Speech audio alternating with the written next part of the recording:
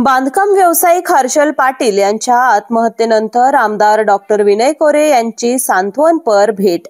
तांदुळवाडी तालुका वाळवा सांगली जिल्हा येथील बांधकाम व्यावसायिक हर्षल पाटील यांनी बुधवार दिनांक 23 जुलै 2025 रोजी आत्महत्या करून जीवनयात्रा संपवली.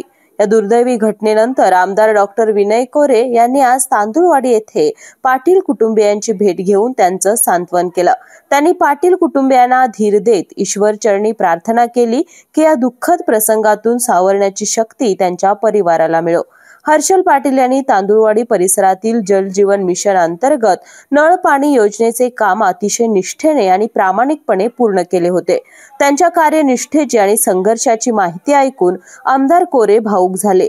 त्यांनी हर्षल पाटील यांच्या सामाजिक योगदानाची प्रशंसा करत त्यांच्या अकाली जाण्यानं निर्माण झालेल्या पोकळीबद्दल दुःख व्यक्त केलं.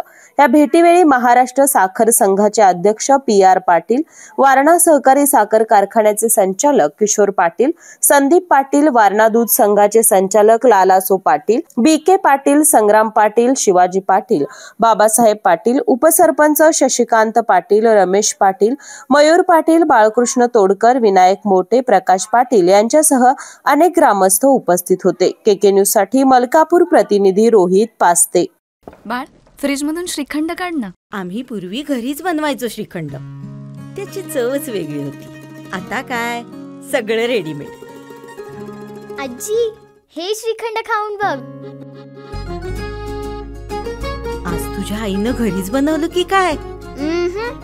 हे आहे गोकुळचं श्रीखंड. अगदी जिभेवर रेंगाळणार. जिभेवरच नाही तर मनावरही रेंगाळणार. गोकुळ श्रीखंड, मनावर रेंगाळणार.